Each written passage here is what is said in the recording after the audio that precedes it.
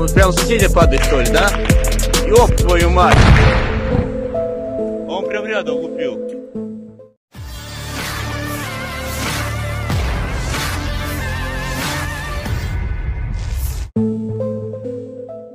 Sebuah foto ramai beredar di media sosial Telegram pada Selasa 21 Maret 2023. Dalam dokumentasi tersebut memperlihatkan sebuah drone yang dalam kondisi rusak parah. Disebutkan dalam keterangan unggahan, drone tersebut ditembak jatuh di atas gedung Zakoni pada malam hari yang dipenuhi dengan pecahan peluru dan bahan peledak.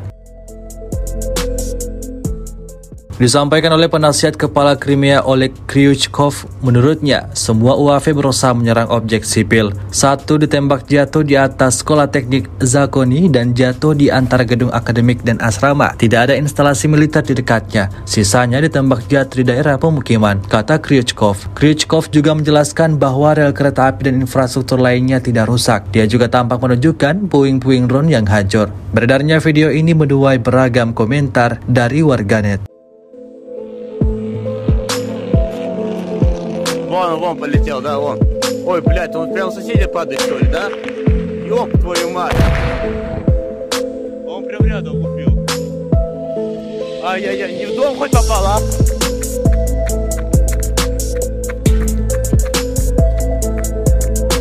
На железку, да, упал?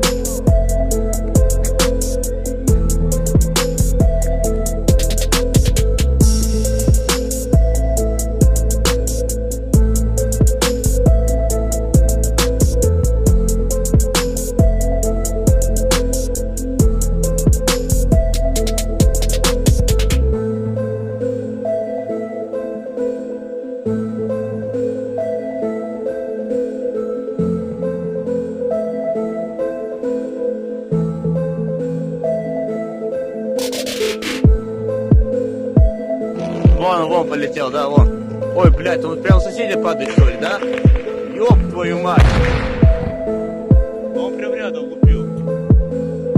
Ай-яй-яй, не в дом хоть попал, а?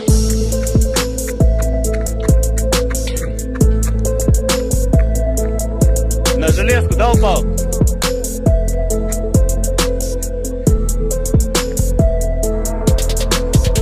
Наверное, не увидишь, блядь.